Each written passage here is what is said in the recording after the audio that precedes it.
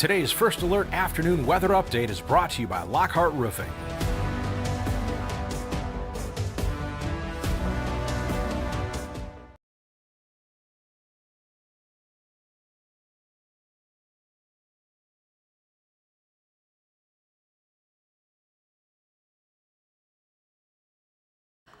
Oh, there we go. Sorry about that. I forgot to unmute myself. So a little bit of technical difficulties just on my end, but we're back in business now, and I appreciate a lot of you joining me here today. We are going to be talking about our heat and humidity for a little while longer. We also are going to be working through conditions that are becoming a little bit more comfortable, but there is going to be a transition period. And we're also going to find that there's some wildfire smoke in play. So there's a lot to discuss. And also, we've been talking amongst the weather team about how some of us maybe don't need some rain and others do need some rain. So we'll talk about really that varying precipitation chances that we've had. So there's still a lot to happen here as we get our coverage started here from the First Alert desk. I am going to take us outside quickly here on our sky tracker, just showing that we do have a couple of showers. Those are going to be coming in towards our northern counties. So we've been watching for the chance of a few isolated showers as we go throughout this afternoon. Very similar to yesterday. Thankfully, we don't have, though, a lot of that rain coverage coming in regarding severe weather, though we did have some stronger storms yesterday in Bay County, bringing those power lines and some trees down. So, of course, not a great mix when we are talking the heat and the humidity. You want to keep that air conditioning running, but hopefully we can get a lot of those people back online and that we can have some more relief inside our homes. But we do have just a couple of showers here. You can see them just coming in towards Iosco and Ogama counties. So we've just kind of seen just some lighter rain that's been pushing through overall across mid-Michigan. We really only have just a handful of clouds that are around. A lot of us are enjoying the sunshine. You can see some of that sun here in Birch Run, yet a few higher level clouds. Those are also hanging around for us. So it's a beautiful afternoon. You will kind of feel still a little bit of that heat and humidity, but I do first want to talk about the dry weather. We have heard from some of you that, hey, I have a lot of rain. I really don't need any more. And others of you have been saying, I really need the rain. Could you get it to come towards my house? So, and the funny thing is that we've heard both of those opinions from the same town. So that's just kind of hinting at what summer typically brings when we're talking thunderstorms. And that can mean that when those thunderstorms come through, it's not a widespread rain. Those heavy downpours can be associated with just one cell that's only going to be able to cover so many miles. So that's why you may find that you have a lot of water sitting in the front yard to where your friend maybe 2 to 3 miles over doesn't have a lot of water and they're using their sprinkler system. So that's why we're going to find varying reports when we do look at the rainfall. I do have some numbers. We'll talk about that. But starting out with our drought monitor, we'll get an update on this on Thursday. That's when that is updated.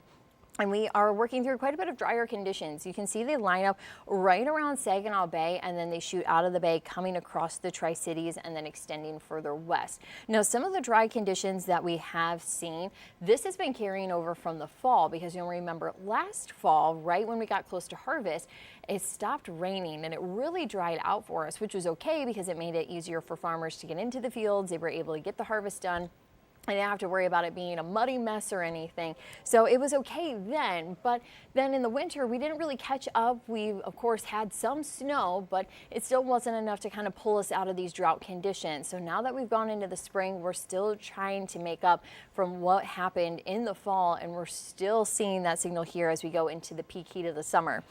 So we are going to find that that yellow is just kind of that abnormally dry, but that moderate drought is kind of that tan color. And we're not the only ones in the state seeing that. You can see our friends in Grand Rapids. They also have had some drier weather as well.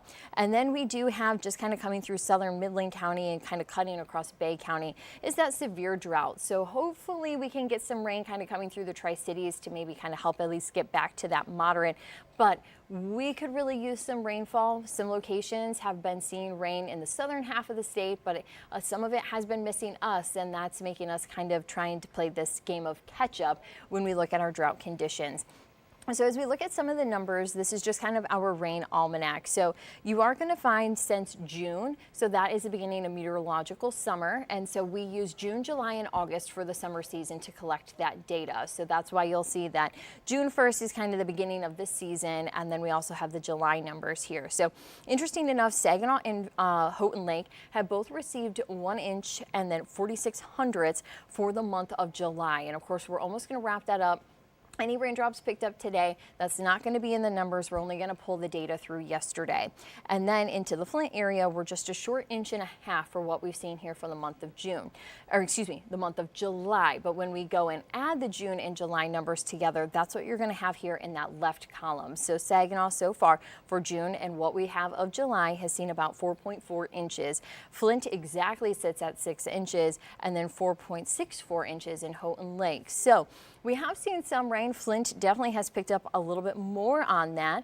But when we look at just the month to date, so this is what we're lagging behind here for the month of July so far, you're going to find that Houghton Lake and Saginaw are about 1 inch off from where we should be. So it's not necessarily the worst drought conditions that we've ever experienced in mid-Michigan.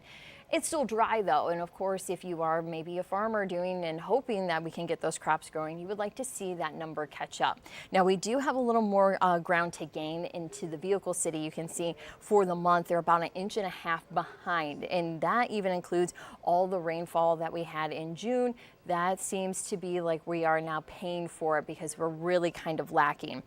I'm going to bring up this other graphic for you to just kind of compare where we should be for the season, because in that right-hand column, now this is what we're lagging behind for the entirety of summer. So that's going to be June, July, and then of course August. So we still have some time here into the season to kind of catch up on some of these summer numbers. You will see in Saginaw though for the entire summer season, so June and July, that we're about a short 1.5 inches behind where we should be. But in Flint, because we did have a lot of rainfall, nearly that 4 inches that we had into the month of June, that's really kind of holding us steady. So that's why Genesee County, we haven't had a ton of reports of folks wanting some rainfall because they've been lucky to kind of catch some, and also that June rain kind of carrying us through. So we're only down about 1,600 hundredths into Flint. Now Houghton Lake, very similar, lagging for the season about 1 inch behind. So these numbers are not necessarily severe. We aren't thankfully having to sound the alarm bells as far as really needing that rainfall. Of course,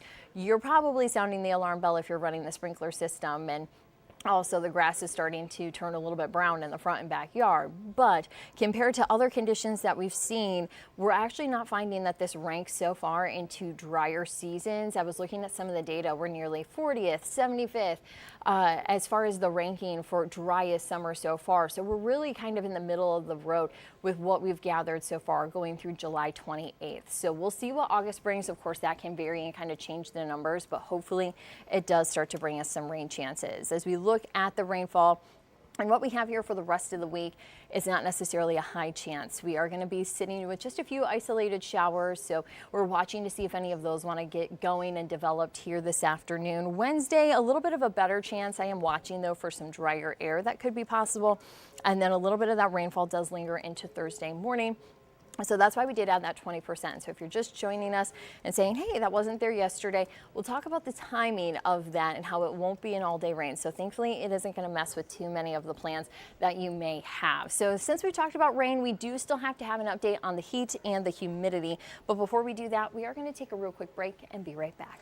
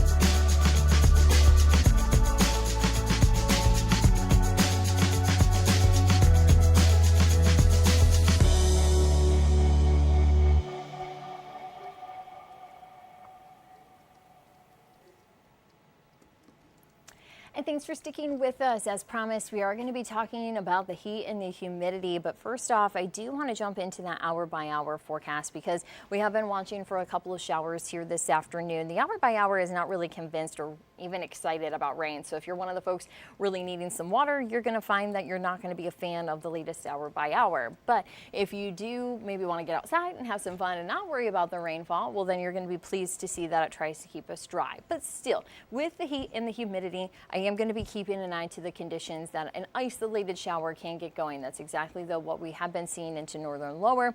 So though a lot of the action has been trying to stay away from mid-Michigan, we do still have the chance of seeing some of those showers. So much of the evening, though, we're going to try to keep it dry, but we will dry out overnight and going into Wednesday morning. Now, Wednesday's been a little bit of a trickier forecast. We do find that in the hour by hour that it's dry. It's not really excited about us seeing rainfall until we actually get into the overnight Wednesday night going into Thursday morning. And that's when it tries to bring us in some showers. Now, what I'm really watching in some of the models is that they are showing us that we could have the chance for some rain, but they're also not showing higher rain totals. So when I have been looking at our SCUTs, which are kind of soundings, you dissect the atmosphere and you have that data. So when I'm looking at those, I see drier weather coming in, and that's going to hold into the afternoon, but we start to add some moisture in towards the evening. So that's going to allow us to get a little more saturated and allow that rainfall to make it to the ground. Because if you do have the drier air, as that rain falls into that dry layer, it evaporates until it finally becomes saturated to where the rain can survive as it falls all the way towards the ground. So a little bit of science there, but that's what I am going to be leery of, is some of that drier air holding until we can get saturated into the evening, and then keeping then some rain chances through tomorrow morning. So we will be monitoring this as you head out the door. Should just be some generic showers that are going to be possible, but we'd really like to see it get on out of town because we have some nice weather that's going to be here as early as lunchtime on Thursday, some sun coming in. So we do have some nicer weather that is going to be setting up. Now, I do want to pull another model run for you so you can see some of the differences that we are having to work through. I am going to slow it down here because it's going to try to take off. So as we kind of scroll through, just kind of tries to show that one shower there around Aranet County. So again, isolated showers are possible for today. It's been a little bit quieter compared to yesterday. Yesterday was a little bit of an overperformance, so we might be kind of balancing it out today with a quieter forecast. But you can see through Wednesday morning, pretty quiet here, trying not to really show a lot of rain. So that might also be picking up on that drier air that we have. But as we get closer towards 6 o'clock, you can see some of that green trying to show up and then coming across all of mid-Michigan as we go into the evening. So this is very much different than what we had into the other version of the hour by hour. So that was our graph model run. This is our HRR, or the HRRR. So these are just two different and varying forecasts that we are looking at for Wednesday. So that's why we do have that 30% chance of scattered showers, but do know that there is that drier air there that we have to be mindful of. So that can kind of limit then the amount of rain that we see at the ground compared to what we may see on radar. But it does still try to keep a lot of that rainfall closer towards the ground as we head into the afternoon. So that is going to be the talk of the rain. But the good news is that we do want to first alert you to some nice weather that's coming up. We're going to have a lot of sunshine, low humidity, and temperatures are going to be into the 70s. So we're talking the time frame of Thursday going all the way to Sunday. So we have a really nice stretch of days that we are going to have some great weather. So this is the time where you want to get outside. Maybe you want to do that to-do list, or if you want to have some fun, no matter what your plans are, you're going to want to start to make plans. It's only Tuesday, but if you don't have anything lined up for the weekend, take this chance now and make sure that you have something set up for the weekend to have a little bit of fun. Now, I do also want to talk about wildfire smoke because some of that has been working its way back in. It's not necessarily hazy when we looked here in Birch Run. The sky is maybe a little bit milky. You can kind of see closer towards the horizon, not as bright blue as what we have kind of towards the top of your screen, but we still are going to be worried about some wildfire smoke as that comes through. So we will find that our conditions are going to allow for us to have that smoke building in a little bit thicker, but thankfully we don't see that until we go into tomorrow morning. So the earlier you are up, you're going to be rolling on in with the wildfire smoke.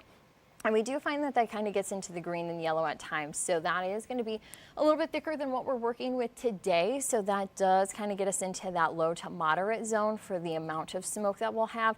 And then that's going to be here throughout the day. It tries to thin out a little bit, but we're still kind of seeing some of that green showing up here. So this is also the near surface smoke. So keep in mind that if you are a little bit more sensitive to the wildfire smoke, it doesn't make you feel necessarily all that great, that you may want to spend some time into the AC here the next couple of days. I know a lot of folks with the nicer weather coming in are probably going to try to cut back on the air conditioning, but with the smoke coming in, you may still need to keep it running just to keep that air a little bit fresher inside your house. But of course, if you open the windows, just know wildfire smoke is going to be something that's been hanging around. Now, we do find that a lot of our air quality has still been in the good category. I do want to see if we got an update here at 2 p.m. Flint was in very good shape as far as air quality. We were only sitting at about a 20. Saginaw is now currently at 46 for the 2 o'clock update. And then in Flint, we're at 31. So we are seeing even better air quality in the Vehicle City compared to our sensor that we have in Saginaw. And I'll pull up Houghton Lake here to see, because we have another sensor there.